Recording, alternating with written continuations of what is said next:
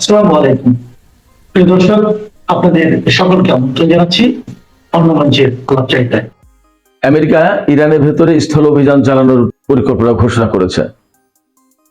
Iran বলেছে তারা মার্কিন সেনাদের জন্য অপেক্ষা করছে। আর ইরানের সর্বোচ্চ জাতীয় নিরাপত্তা পরিষদের প্রধান ডক্টর আলী লারিজানি তিনি বলেছেন জাহান্নামীদের কোনো জায়গা ইরানের ভূখণ্ডে হবে না। ইরানের পররাষ্ট্রমন্ত্রী সাইদ আব্বাস আরাকচি বলেছেন ইরানিরা মোটেই ভয় পায় না, বরং তারা মার্কিন সেনাদের জন্য অপেক্ষা করছে।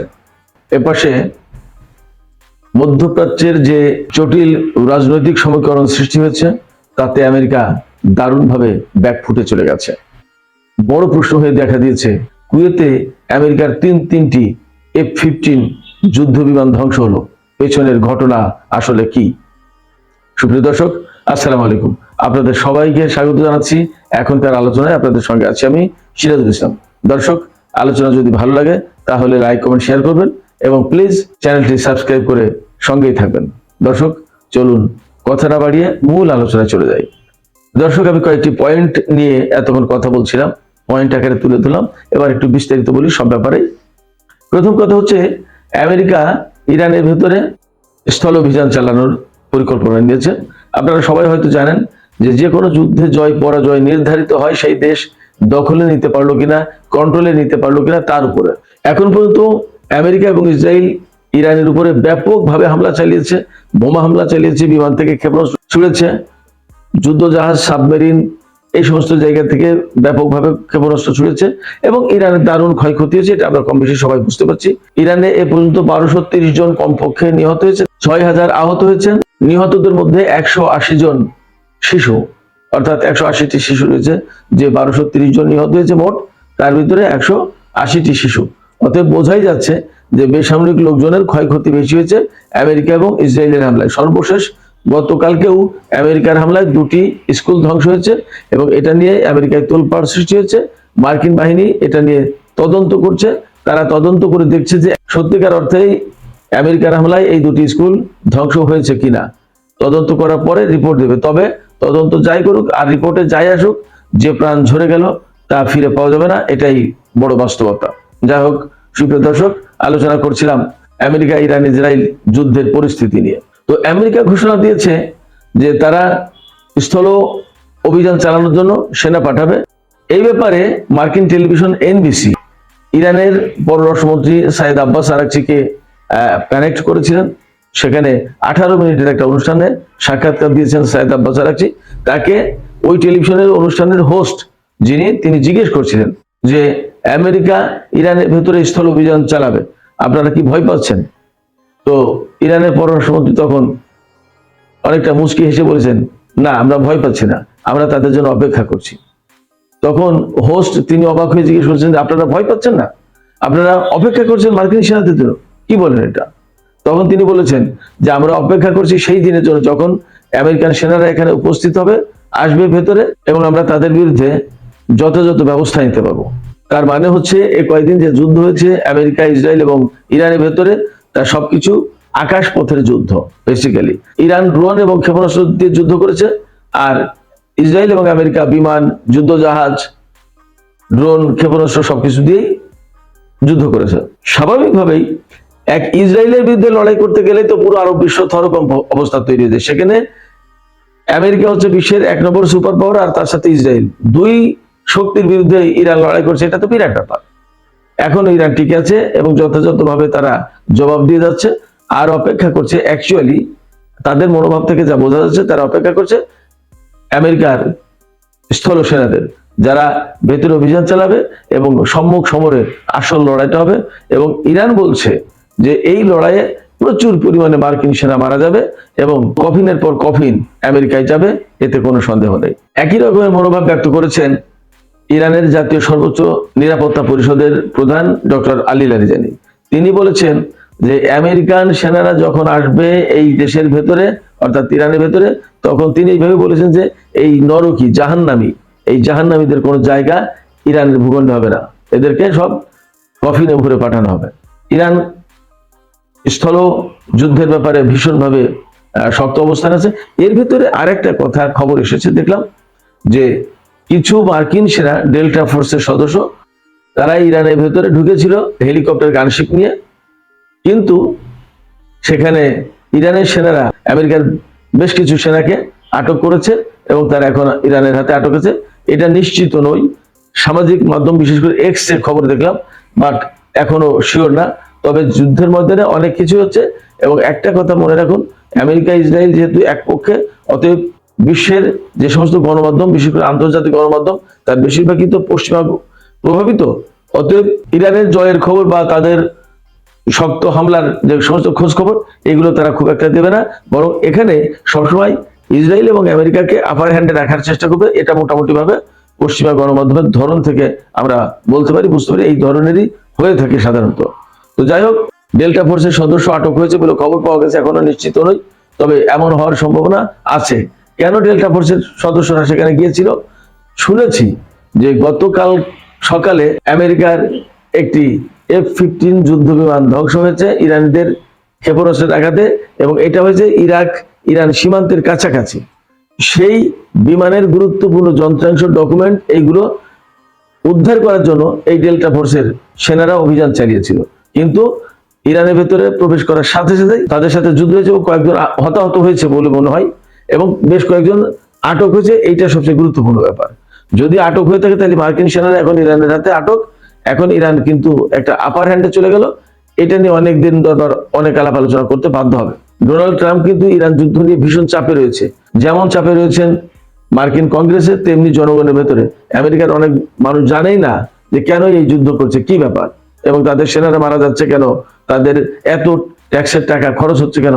অলরেডি তো বহু বিলিয়ন ডলার খরচ হয়ে গেছে, এবং আমেরিকার যে রেডার সিস্টেম ও কমিউনিকেশন সিস্টেম ধ্বংস হয়েছে বাহরাইন, কুয়েত এবং সংযুক্ত আরব আমিরাত আর কাতারে, তার দাবি তো কয়েকশো কোটি ডলার। যাই হোক, তো এই সমস্ত ব্যাপারে মার্কিন প্রেসিডেন্ট ডোনাল্ড ট্রাম্প ব্যাপক চাপে রয়েছেন। তারপরেও যেহেতু কংগ্রেসে তার বিরুদ্ধে প্রস্তাবটা পাশ হতে পারে, খুব অল্প ভোটের ব্যবধানে প্রস্তাবটা হেরে গেছে, ডোনাল্ড ট্রাম্প যুদ্ধ চালিয়ে যেতে পারবেন। এই ব্যাপারে তার পক্ষে ভোট পড়েছে 53টি, সিনেটে যুদ্ধ পরিচালনা করতে পারবেন না এই প্রস্তাবের পক্ষে পড়েছে ভোট 47টি। তার মানে 6 ভোটের ব্যবধানে ট্রাম্প মাত্র জিতেছেন। তো সিনেটে জিতলেও সাধারণ জনগণ কিন্তু এই যুদ্ধকে পছন্দ করছে না, এই কারণে তিনি চাপের মধ্যে রয়েছেন। তিনি সামনের যে মিড টার্ম ইলেকশন, এই ইলেকশনে বাজিমাত করতে চেয়েছিলেন এই যুদ্ধের ভেতর দিয়ে, কিন্তু সেটা মনে হয় তার জন্য হিতে বিপরীত হচ্ছে। এর ভেতরে মার্কিন বাহিনী ইরানে স্থল অভিযান চালানোর পরিকল্পনা করছে, তবে ডোনাল্ড ট্রাম্প বলেছেন যে এই ধরনের পরিকল্পনা তার নেই। তিনি হয়তো ভয় পাচ্ছেন যে ইরানের ভেতর অভিযান চালালে ব্যাপক সেনা মারা যাবে এবং নির্বাচনে তার ভরাডুবি করবে। এই যে সামনে যে মিড টার্ম ইলেকশন, তাতে ডোনাল্ড ট্রাম্প এই যে স্থল সেনা পাঠানোর ব্যাপারে অনীহার কথা বলছেন, এটা তার চালাকি হতে পারে। দেখা গেল যে তিনি বলছেন মুখে এটা, কিন্তু ভেতরে হঠাৎ করে ইরানের ভেতরে স্থল অভিযান শুরু করতে পারে। জানি না কি হবে, তবে তিনি যাই করুন না কেন ইরানিরা ভীষণভাবে প্রস্তুত। স্থল অভিযানেই মূল যুদ্ধটা হবে, এটা পরিষ্কার। এদিকে ডোনাল্ড ট্রাম্প আর একটা মজার কথা বলেছেন, তিনি তার প্রত্যাশার কথা বলেছেন। আমি একটু অবাক হয়েছি। তিনি বলেছেন যে ইরানে নেতা নির্বাচনে তার মতামত থাকতে হবে, তার মতামতকে গুরুত্ব দিতে হবে, এবং তিনি বলেছেন যে আলী খামেনির ছেলে মোস্তফা খামেনিকে তিনি ইরানের নেতা হিসেবে মানবেন না। কারণ প্রশ্ন হচ্ছে ইরানের নেতা কে হবে না হবে সেটা তো ইরানের জনগণ ঠিক করবে, ইরানের যে বিশেষজ্ঞ পরিষদ, সেই পরিষদ ঠিক করবে। এটা তো ট্রাম্পের ব্যাপার, এটা তো ভেনিজুয়েলা না যে একজন নেতাকে ঠিক করে দিল যে সে দেশ পরিচালনা করবে। এটা ইরান, কঠিন ব্যাপার। মনে হয় ডোনাল্ড ট্রাম্পের এই মতামত কাজে লাগবে না। তিনি যে বলছেন যে তিনি নেতা নির্বাচন করে দেবেন ইরানে, কে ইরান পরিচালনা করবে, ব্যাপারটা মনে হয় সেই দিকে যাচ্ছে না, এত সহজ না। এই যে যুদ্ধের যে পরিস্থিতি, এই যুদ্ধের পরিস্থিতিতে তারা ইরানের সরকার পরিবর্তন করে দিতে চেয়েছিল। হ্যাঁ, তারা সর্বোচ্চ নেতাকে হত্যা করেছে বা আরো বেশ কিছু কর্মকর্তাকে হত্যা করেছে, কিন্তু সরকার পরিবর্তনের মতো কোনো অবস্থা তৈরি করতে পারেনি, একথা পরিষ্কার। বরং ইরান ব্যাপকভাবে প্রতিরোধ গড়ে তুলেছে, এবং আমরা সবাই দেখতেই পাচ্ছি এটা কোনো গল্প না। যদি ব্যাপারটা এমন না হতো তাহলে ঘটনা অন্যরকম হতো। ইরান মধ্যপ্রাচ্যের সমস্ত আরব দেশগুলোতে মার্কিন ঘাঁটি যে গুড়িয়ে দিয়েছে, এতে কোনো সন্দেহ নেই। যার কারণে মার্কিন সেনারা অনেকে পালিয়ে বিভিন্ন রকমের বেসামরিক হোটেলে বিভিন্ন জায়গায় আশ্রয় নিয়েছে। সেই সমস্ত জায়গার কথা ইরানের গোয়েন্দারা পরিষ্কার করে ইরানের বাহিনীর কাছে পাঠিয়েছে, এবং সেই সমস্ত জায়গায় অর্থাৎ কথার কথা বাহরাইনের কোনো হোটেলে যদি আমেরিকার সেনার আশ্রয় দিয়ে থাকে, বা কুয়েতে বা কাতারে বা সংযুক্ত আরব আমিরাতের কোথাও বা বিমানবন্দরে বা বিশেষ কোনো বাড়িতে, ওই সমস্ত জায়গায় হামলা চালাচ্ছে। এবং ইরান যে সমস্ত হামলা চালাচ্ছে, আরব এই দেশগুলো কিন্তু এখনো ইরানের বিরুদ্ধে কেউ কোনো যুদ্ধে জড়ায়নি। এর কারণ হচ্ছে যে তারা জানে যে মার্কিন বাহিনী এই ঘটনা ঘটাচ্ছে। প্রথমত মার্কিন বাহিনীর ঘাঁটিতে হামলা চালিয়েছে, ঘাঁটি থেকে যখন মার্কিন সেনারা পালিয়ে যেতে বাধ্য হয়েছে, তখন তারা বিভিন্ন হোটেলে, বিভিন্ন রেস্টুরেন্টে, বিভিন্ন ঘর বাড়িতে, বিভিন্ন স্থাপনায় আশ্রয় নিচ্ছে। সেটা মার্কিন স্থাপনা হতে পারে বা আরবদের স্থাপনা হতে পারে। সেই সব জায়গায় ইরান হামলা চালাচ্ছে। আরবরা তো জানে যে এই সব জায়গায় মার্কিন সেনারা আশ্রয় নিচ্ছে, ফলে তারা কেউ কিছুই বলছে না ইরানের বিরুদ্ধে। এই যে জটিল রাজনীতি, যুদ্ধের প্রেক্ষাপটে যে জটিল রাজনীতি তৈরি হয়েছে, এই রাজনীতিতে আমেরিকা হেরে যাচ্ছে। তার মানে একদম পরিষ্কার, যেখানে আরব দেশগুলো আমেরিকার একেবারে জানি দোস্ত, কঠিন মিত্র, সেই মিত্ররা কিন্তু আমেরিকার পক্ষে একটা কথাও বলেন এখনো। বরং যেখানে ইরানের বিরুদ্ধে যুদ্ধে জড়িয়ে যেতে পারতো, সেখানে ইরানের বিরুদ্ধে যুদ্ধে জড়ায়নি, কোনো কথাও বলছে না, একেবারেই চুপ। তারা বুঝতেই পারছে যে এই যুদ্ধে এবং এই রাজনীতিতে ডোনাল্ড ট্রাম্প, আমেরিকা, ইসরায়েলিরা হেরে যাবে এবং অযৌক্তিক পজিশনে আছে। এবং যুদ্ধের পর যে সিচুয়েশনটা তৈরি হবে, যা বুঝতে পারছি আমি, আমার কাছে মনে হচ্ছে এই যুদ্ধের পর ইরান মধ্যপ্রাচ্য অঞ্চলে ভীষণভাবে প্রভাবশালী একটি দেশ হয়ে যাবে। এবং আপনারা শিওর থাকুন যে তাদের পক্ষে, তাদের পেছনে রাশিয়া এবং চীন আছে। ফলে এই ভূ রাজনীতিটা আসলে পাল্টাতে চায় আরবরাও, আমি বুঝতে পারি, যার কারণে তারা চুপ রয়েছে, কেউ কোনো কথা বলছে না। তো সর্বশেষ আমি একটা বিষয় নিয়ে আলোচনা করে আমি এখনকার ভিডিও শেষ করব। সেটি হচ্ছে যে আমরা সবাই জেনেছি যে কুয়েতে একদিন 3টা F-15 যুদ্ধ বিমান ধ্বংস হয়েছে। আমেরিকা বলেছে যে কুয়েতের সেনাদের ফ্রেন্ডলি ফায়ারে এই 3টা যুদ্ধ বিমান ধ্বংস হয়েছে। ইরান বলেছে যে তাদের ক্ষেপণাস্ত্রের আঘাতে এই যুদ্ধ বিমানগুলো ভূপাতিত হয়েছে। ধরে নিলাম ইরানের দাবি মিথ্যা বা ভুল, ধরে নিলাম, কিন্তু এটা তো সত্য যে কুয়েতের 3টা আমেরিকার যুদ্ধ বিমান ধ্বংস হয়েছে। প্রশ্ন হচ্ছে যে কুয়েতের সেনারা নিজেদের ডিফেন্ড করার মতো যদি অবস্থা রাখে, তাহলে আমেরিকার সেনা সেখানে মোতায়েন কেন, তাই না? তার মানে কুয়েতের নিরাপত্তার দেখভাল করার জন্য আমেরিকার সেনা মোতায়েন করা আছে। তো এই জায়গায় কুয়েতের সেনারা যদি সত্যি সত্যি 3টি বিমান ধ্বংস করে থাকে, তাহলে তারা কেন, কি কারণে করলো?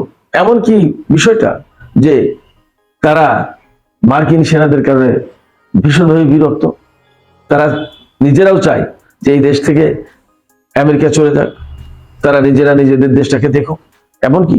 বা তারা কি আসলে আমেরিকাকে শত্রু মনে করেছে কিনা, সেটাও তো একটা প্রশ্ন।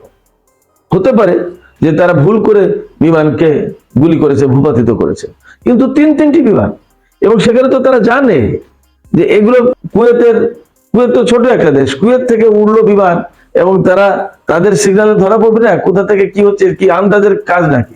এগুলো হুট করে হঠাৎ করে কোন একটা বিমান এসে পড়লো তার আকাশে, ছোট একটা দেশ, সেখান থেকে বিমান উঠলে তাদের রাডারে ধরা পড়ার কথা, কোথা থেকে উঠলো, কাদের বিমান, তারা হুট করে গুলি করে দিল। তার মানে কি? হয় ইরানের গুলিতে আমেরিকার এই 3 F-15 যুদ্ধ বিমান ধ্বংস হয়েছে, আর না হয় কুয়েতের সেনারা যদি করেই থাকে, তাহলে তারা মার্কিন বাহিনীর প্রতি ক্ষুব্ধ হয়ে এই যুদ্ধ বিমান ধ্বংস করে থাকতে পারে। তারা আমেরিকার সেনাদের থেকে নিজেদের দেশকে মুক্ত করতে চেয়েছে, এমন হতে পারে। সুপ্রিয় দর্শক, আপনাদের কি মনে হয় এই যে কুয়েতের যে 3টি বিমান ধ্বংস হলো, আমেরিকার 3টি F-15 যুদ্ধ বিমান, খুবই ক্যারিসমেটিক বিমান, খুবই হাই কোয়ালিটির বিমান, কি মনে হয় আপনাদেরকে? আপনাদের মনে হয় যে ফ্রেন্ডলি ফায়ারে একেবারেই কুয়েতি সেনারা ভুল করে এই 3টি বিমান ধ্বংস করলো, নাকি কোনো ক্ষোভ এবং রাগের বহিঃপ্রকাশ? সুপ্রিয় দর্শক, এখনকার আলোচনা এ পর্যন্তই শেষ করতে চাইছি। আপনারা সবাই ভালো থাকুন, আর ভিডিও ভালো লাগলে লাইক কমেন্ট শেয়ার করুন, চ্যানেলটি সাবস্ক্রাইব করে সাথেই থাকুন। আপনাদের সবাইকে অনেক অনেক ধন্যবাদ। আল্লাহ হাফেজ।